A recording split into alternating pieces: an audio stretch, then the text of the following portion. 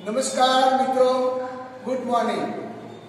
આજે ફરીથી સરસ્વતી વિદ્યા મંડળ સંચાલિત અસારવા સ્કૂલમાંથી હું ખુશાલસિંહ ચાવડા આપ સર્વેનું ફરીથી આ વિડીયોમાં સ્વાગત કરું છું। વિદ્યાર્થી મિત્રો, અગાઉના વિડીયોની જેમ આજે પણ આપણે સરસ મજાનું ઉપદેશાત્મક પદ્ય જે અમૂલ્ય છે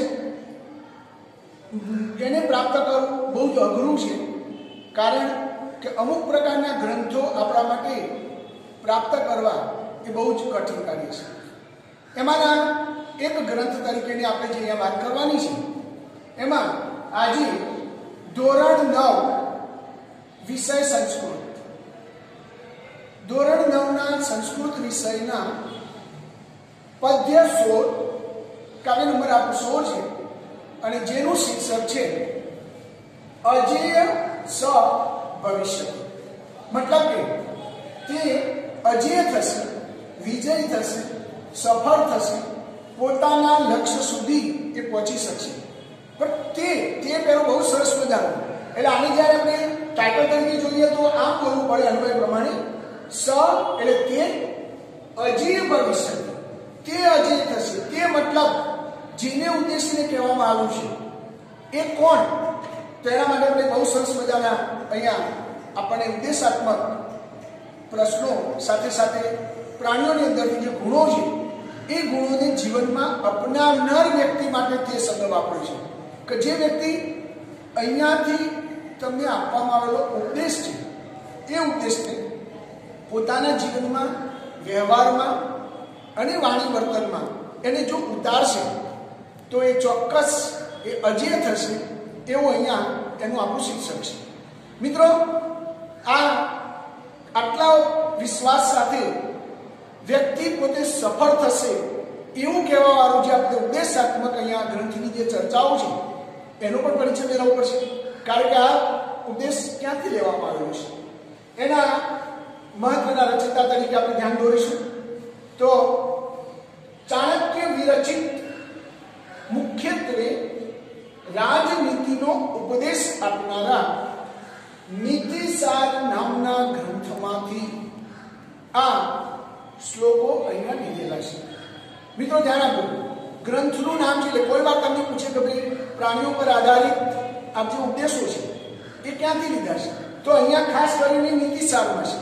એક બીજું મહત્વનું સૂચન આપણે ધ્યાન દોરાવી લો, પ્રાણીઓ પર આધારિત ઉપદેશાત્મક બાબતો આપણા માટે વિશ્વની લગભગ બધી જ ભાષાઓમાં જેનો અનુવાદ થયો છે એવા પ્રાણી કથાઓ પર આધારિત બે ગ્રંથો આપણા બહુ પ્રચલિત છે। એક પંચતંત્ર છે, બીજું હિતોપદેશ છે। પંચતંત્રની વાર્તાઓમાંથી બનેલી ઘટનાઓમાંથી આપણે ઉપદેશ લેવાનો છે, હિતોપદેશની અંદર પણ આપણી કથાઓમાંથી અંતે એનો સાર આપે છે, એનો ઉપદેશ લેવાનો છે। તો એ જેમ ઉપદેશાત્મક આપણી પાસે પ્રાણીઓની કથાઓ છે એ જ પ્રમાણેનું ચાણક્યએ અહીંયા રાજનીતિને સાથે જોડેલી છે, કારણ કે ચાણક્યની વાત આવે એટલે વાત પૂરી થઈ ગઈ। ગમે તેવા રાજકીય બાબતોમાં, ગમે તેવી સામાજિક સમસ્યાઓમાં, સમાજની અંદર બનેલી કોઈ પણ ઘટનાઓની અંદરથી પણ એ ગુણોને બહાર કાઢવાનું કામ ચાણક્યનું હતું। તો મિત્રો, એ જ ચાણક્યએ રચેલી છે અને મહત્વનો આધાર એમને રાજનીતિને જ ઉપદેશ આપવા માટે એમને જે ગ્રંથની રચના કરી એ છે આપણો નીતિસાર। મિત્રો, એની એક મહત્વની બાબત પણ સાથે જાણી લઈએ કે રાજનીતિના ઉપદેશોની માનવ જીવન પર, માનવ જીવનના દરેક ક્ષેત્રમાં, આવું દરેક ક્ષેત્ર આવી ગયું તો ત્યાં એજ્યુકેશન હોય જરૂર નથી, માત્ર ખેડૂતોને ધ્યાનમાં નથી કે પ્રાણીઓ છે એટલે ચલો ખેડૂત, ફક્ત રાજાને પણ ધ્યાન નથી, રાજા અને પ્રજા, વેપારી અને ગ્રાહક, એવી રીતે કોઈ પણ પ્રકારના વિચારોની આપ-લે કરવા વાળો વ્યક્તિ છે એ દરેકે દરેક વ્યક્તિના દરેક ક્ષેત્રમાં આપણે આનો ઉપદેશ લેવાનો છે।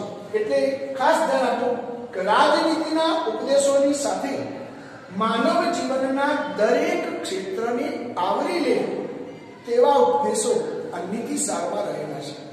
એનું ટાઇટલ જુઓ તો પણ આપણે વારંવાર લાગે કે નીતિસાર, ચોક્કસ સાર છે, નીતિ છે, કેવી રીતે એનો આપણું વર્તન કરવું, વિવેકનો ઉપયોગ એ આના પરથી આપણે શીખી શકીએ છીએ. સાથે સાથે એમાંથી આપણે એ પણ એક થોડું ઉદ્દેશ્યની સાથે સાથે મહત્વનું રહસ્ય પણ છે કે જો માણસ સતર્ક બનીને વિચારપૂર્ણ, સતર્ક તો બનવાનું છે, એલર્ટ રહ્યા વગર ચાલવાનું નથી, સતેજતા એ જરૂરી છે, પણ સાથે સાથે એ પણ કહ્યું છે કે સતર્ક બનીને વિચારપૂર્ણ રીતે દુનિયાને જોતા શીખી જાય.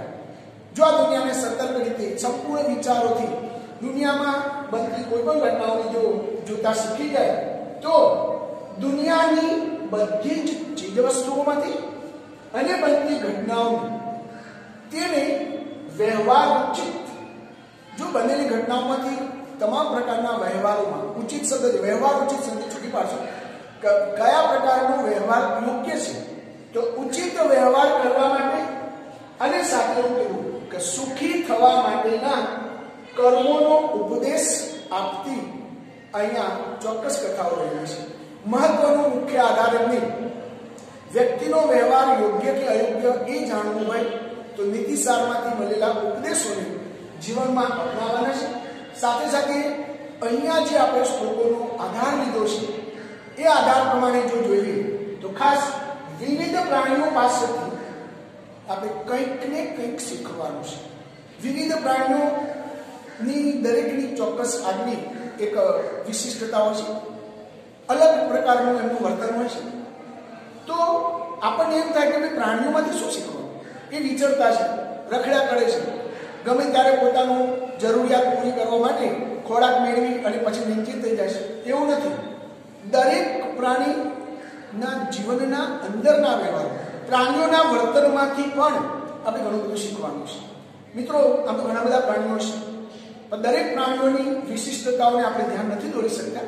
આપણા મર્યાદિત શ્લોકોને ધ્યાનમાં રાખી અને અહીંયા એક ચોક્કસ માહિતી આપણને ધ્યાન દોરાવેલી છે. સૌ પ્રથમ ગુણોની માહિતી તરફ ધ્યાન દોરી લઈએ.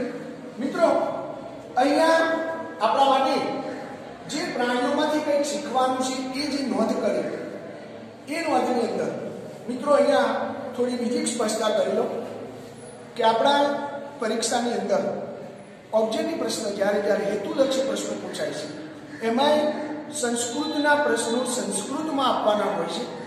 એ પણ ઘણીવાર યોગ્ય વિકલ્પમાંથી શોધીને, તો એ વખતે કયા પ્રાણીનો કયો ગુણ છે અથવા કયો ગુણ કયા પ્રાણીમાં રહેલો છે એને લગતા પ્રશ્નો આપણે પૂછાયેલા હોય છે. તો અહીંયા તમને વ્યક્તિગત જે પ્રાણીઓની નોંધ કરીએ એ ધ્યાન આપજો. સૌથી પહેલા તો કયા પ્રાણીમાંથી કેટલા ગુણ આપણા જીવનમાં ઉતારવા જોઈએ. તો પહેલા દરેક પ્રાણીઓના વ્યક્તિગત ગુણોની ચર્ચા કરી લઈશું. પછી કયા ગુણ છે એની પણ આપણે સમય આધારિત ચર્ચાઓ કરીશું. તો સૌથી પહેલી બાબત છે મિત્રો, પ્રાણીઓમાં સિંહ પાસેથી એક ગુણ આપણે મેળવવાનો છે.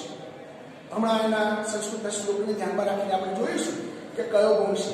પણ પહેલા અત્યારે કુલ ગુણની જે વિભાજિત કરેલી પ્રક્રિયા છે એને સમજી લઈએ. સિંહ પાસેથી એક ગુણ. બીજું છે બગલા પાસેથી એક ગુણ. ત્રીજી બાબત છે કૂતરા પાસેથી 6 ગુણ. જો વિદ્યાર્થી મિત્રો જુઓ, આપણે ઘણીવાર પ્રાણીઓને એટલું બધું તુચ્છ સમજીએ છીએ, પણ સૌથી વધુમાં વધુ ગુણ કૂતરા પાસેથી આપણે જાણવાના છે. ગધેડા પાસેથી 3 ગુણ, સંખ્યા ધ્યાન રાખજો. કાગડા પાસેથી 5 ગુણ અને અંતે કુકડા પાસેથી 4 ગુણ. આમ 1, 1, 6, 3, 5, 4 એમ અહીં આપેલા વિશિષ્ટ પ્રાણીઓમાંથી કુલ 20 ગુણ થાય છે. તો વિદ્યાર્થી મિત્રો, જો દરેક મનુષ્ય પોતાના વ્યક્તિત્વના વિકાસ માટે અને જીવન સફળ બનાવવા માટે આ તમામ 20 ગુણોને જાણી લેવા જોઈએ અને એ જાણ્યા પછી એ જ ગુણોને તેમને વ્યવહારમાં આચરવા જોઈએ. હવે વ્યવહારમાં આચરવા માટે આપણને એમ થાય કે દરેક પ્રાણીનો 1 ગુણ કીધો, 2 કીધા, 4 કીધા, પણ અનુકૂળતાએ આપણે જોઈએ કે એમાં કયા પ્રાણીમાંથી કયો ગુણ આપણે લેવાનો છે. તેના સંસ્કૃત શ્લોક સાથેની આપણી રજૂઆત છે. પહેલા શ્લોકમાં સંપૂર્ણ પ્રાણીઓના 20 ગુણનું વર્ણન છે. એટલે એની માત્ર સીધી ચર્ચા છે. પછી પ્રશ્ન એ થાય છે કે બીજો શ્લોક, પ્રભુતમ અલ્પ કાર્યમ વાયુ ન કર્તુમ ઇચ્છતિ સર્વારંભે તદ કુર્યાત સિંહાદ એકમ પ્રકીર્તિતવાન. જો કેટલું સરસ મજાનું સિંહનું એક ગુણ, નાનું યા મોટું કોઈ પણ કાર્ય આરંભ કરવું એ સિંહનો ગુણ છે. પોતાની જે કે જરૂરિયાત છે એ જાણવા માટે આટલો શક્તિશાળી હોવા છતાં સિંહ કાર્યનો આરંભ કરે છે. જે માણસ કોઈ કાર્ય શરૂ જ નથી કરતો તો સફળ થવાનો પ્રશ્ન જ નથી રહેતો. એટલે સિંહમાંથી આ એક ગુણ પહેલા સૌથી પહેલા આપણે શીખીશું કે પ્રભુતમ યા અલ્પમ કાર્ય આરંભ, આ એક મહત્વનો ગુણ છે. સાથે બીજી બાબત કે સિંહની ચતુરાઈ, સિંહની ગતિ એ પણ આપણે જાણીએ છીએ. બીજી બાબત છે કે બીજો એક ગુણ આપણને અહીંયા બગલા પાસેથી આપ્યો છે. એ શ્લોક નંબર 3 માં બહુ સરસતાથી કીધું છે કે સર્વે ઇન્દ્રિયાણામ સંયમમ બકવત પતિતો જન કાલ દેશો અપનાની સર્વ કાર્યાણી સાથે. બધા કાર્યોને સિદ્ધ કરવા હોય, સંપન્ન કરવા હોય તો સૌથી પહેલા મહત્વની બાબત છે સંયમ. સર્વે ઇન્દ્રિયાણી સંયમ, બધી જ ઇન્દ્રિયોને પોતાના કાબુમાં લેવું, કંટ્રોલમાં લેવું, એકાગ્રતા. મિત્રો, આપણે તળાવમાં અમુક પ્રકારના સરોવરમાં બગલાને એક પગ પર ઉભોને જોઈએ છે. એ ઉભેલા બગલાને જોતા આપણને સૌથી પહેલી બાબત દેખાશે કે જાણે કે કોઈ મુનિ તપ કરી રહ્યા હોય, આજુબાજુમાં ગમે તેટલા એવા ડિસ્ટર્બ થાય, એવા કોઈ કાર્યો થતા હોય તો પણ એને એટલું બધું સંયમ છે કે એનું માત્ર ને માત્ર ધ્યાન, એની ચાંચ તમે જોશો તો પાણીની અંદર આવતા એ પોતાના ખોરાક તરફ હોય છે. જેવું પોતાનું લક્ષ્ય આવે કે તરત જ એ લક્ષ્ય પર આગળ વધી જાય છે. અને એને સંયમ કરવાથી દરેક વ્યક્તિ પોતાના કાર્ય સુધી પહોંચી શકે છે. એ તો સીધી સારી વાત છે કે આપણા શરીરની અંદર ઇન્દ્રિયોની જે વાત છે એમાં આપણે આમ તો 10 ઇન્દ્રિયો, પણ સામાન્ય રીતે આપણે 5 ઇન્દ્રિયોની વાત કરીએ છીએ. 5 જ્ઞાનેન્દ્રિય છે, 5 કર્મેન્દ્રિય છે. પણ જો જ્ઞાનેન્દ્રિય અને કર્મેન્દ્રિય એકાગ્ર નહીં થાય, એક ચિત્ત નહીં થાય, તમારા માનસ પટ ઉપર જો એક જ સમયે અનેક ઇન્દ્રિયો જો કાર્ય કરશે તો આપણી એકાગ્રતાનો ભંગ થાય છે અને આપણે આપણા લક્ષ્ય સુધી યોગ્ય રીતે યોગ્ય સફળતા જે મેળવવી જોઈએ એ મેળવી શકતા નથી. એટલે બગલામાંથી આપણે આ શીખવાનું કે ચોક્કસ સંયમ કેળવો. ત્રીજી બાબત છે, બહુ સરસ મજાનું કામ આપ્યું છે, કૂતરા પાસેથી 6 ગુણ. તો કૂતરા પાસેથી 6 ગુણ છે. એમાં જો આપણે ડાયરેક્ટલી જોઈએ તો પહેલું, પ્રાપ્તાંશી સ્વલ્પ સંતુષ્ટ. જે કંઈ પ્રાપ્ત થયું છે, થોડુંક પણ પ્રાપ્ત થાય એમાંથી સૌથી પહેલો ગુણ એને સંતોષ. આજના માનવ જીવનમાં ભૌતિક સુખ પાછળ દોડવાવાળા માણસોને જેમ જેમ મળતું જાય છે એમ વધુને વધુ મેળવવાની ઈચ્છાઓ, અપેક્ષાઓ થતી હોય છે અને એ ક્યારેય સંતોષ નથી માનતું. માટે પોતે એમ કહેશે હું દુઃખી છું. હકીકતમાં જે કંઈ વસ્તુ છે એનાથી સંતુષ્ટ થવું એ આ કૂતરાનો એક ગુણ છે. બીજો ગુણ એનો બહુ સરસ મજાનો છે, સુનિંદ્ર. સારી રીતે ઊંઘી લેવું. એકવાર પ્રાપ્ત થયા પછી નિશ્ચિત થઈ અને સૂઈ જવાનું કામ કરે છે. સાથે સાથે બીજી બાબત પણ એક શીઘ્ર ચેતન, બહુ જ ચેતનશીલ છે. જો કૂતરું આડું પડેલું હોય, બેઠેલું હોય, ઊંઘેલું હોય અને તમે બાજુમાં થઈને પસાર થાવ તો તરત એ ડોક ઊંચી કરી, કાન સરવા કરી અને જોઈ લે છે. એટલે ચેતનશીલ એક એનો ગુણ છે. પ્રભુ ભક્ત, પ્રભુ ભક્તિ, સ્વામી ભક્ત છે. આજે મોટા પ્રકારના ઘરમાં કૂતરાઓને પાળવામાં આવે છે કારણ કે એને વફાદાર માનવામાં આવેલું છે. સાથે સાથે સુરવીર પણ છે અને જ્ઞાતવ્યમ સ્વગુણાહ, તો સુરવીરતા. તો આ જે 6 ગુણ થયા એ જો કૂતરાની અંદરથી આપણે મેળવી લઈએ તો પણ આપણા જીવનમાં સફળતા તરફ આગળ વધીએ છીએ. આગળ છે ગધેડા પાસેથી 3 ગુણ. તો એના ગુણોમાં પહેલો ગુણ છે અવિશ્રામમ વદેહવારમ શીતોષ્ણમ ચ ન વિંદતિ સસંતોષમ તથા નિત્યમ ત્રીણી શિક્ષેત ગર્દવાત. અવિશ્રામમ વદેહવારમ, પોતાના કાર્યભારથી ક્યારેય પણ કોઈ પણ પ્રકારના માનસિક ટેન્શન વગર એની પર જેટલો બોજ મૂકવામાં આવે એ બોજને પોતાની ગતિથી પોતાની શક્તિથી એને ખેંચી જતો હોય છે તો એ વહન કરવાની વાત છે. શીત ઉષ્ણમ ન વિંદતિ, ઠંડી ગરમીની પરવા કરતું નથી અને સંતોષપૂર્વક હંમેશા એ જીવતું હોય છે તો આ ગધર્વના છે. સાથે સાથે મિત્રો ગધેડાની સાથે કાગડાના ગુણ પણ છે, ચતુરાઈ છે, સાથે રહેવાની બાબતો છે. આમ કુકડા પાસેથી પણ આપણે 4 ગુણો શીખવાના છે અને એ 4 ગુણોની અંદર આપણે મોટા પ્રકારે જે ગુણ છે એ જો આપણા જીવનમાં અપનાવીશું તો આ 20 ગુણો આપણા જીવનની અંદર આપણને યોગ્ય માર્ગે યોગ્ય રીતે લઈ જાય છે. અને આમ જો ખરેખર પોતાના વ્યક્તિત્વનો વિકાસ કરવા માંગતા હોઈએ તો પ્રાણીઓની ઉપેક્ષા કરવાના બદલે તેમની પાસેથી આપણે માર્ગદર્શન મેળવવું જોઈએ. એ આ પાઠનો મુખ્ય સારાંશ છે. તો આ રીતે વિદ્યાર્થી મિત્રો આના ગુણોને જીવનમાં ધ્યાનમાં રાખી અને આપણે પણ આપણા જીવનને યોગ્ય રીતે યોગ્ય માર્ગ સુધી બનાવીએ એટલું ધ્યાન રાખજો. અસ્તુ. વિદ્યાર્થી મિત્રો આ શ્લોકોનો સારાંશ સાથે જાણ્યા પછી એના સ્વાધ્યાયમાં આવેલા જે પ્રશ્નો વગેરે છે એને આપણે ગૃહ કાર્ય તરીકે તમારે નોંધ કરીને જે શાળામાં પહોંચાડવાના છે એમાં ખાસ ધ્યાન આપી લેજો. સ્વાધ્યાય વિભાગની અંદરથી પ્રશ્ન 1 જે સંસ્કૃતમાં પ્રશ્નો આપેલા હોય છે કે સમુચિત ઉત્તરમ એવમ દે, યોગ્ય ઉત્તર શોધીને લખવાનું છે. પછી પ્રશ્ન નંબર 3 છે સંસ્કૃતમાં આપેલા પ્રશ્નો છે પણ એનો જવાબ તમારે ગુજરાતીમાં લખવાનો છે. એટલે સ્પષ્ટ નોંધ છે કે ગુજરાતીમાં ઉત્તર લખો. પ્રશ્ન નંબર 4 સ્વાધ્યાયમાં આપેલા જ માત્ર જે સ્વાધ્યાયમાં આપેલા છે એ શ્લોકોની શ્લોક પૂર્તિ કરવાની છે. અને પ્રશ્ન નંબર 5 આપેલા શ્લોકને અર્થ વિસ્તાર કરી અને સમજાવવાનો છે. તો આ અર્થ વિસ્તારની વાત હતી.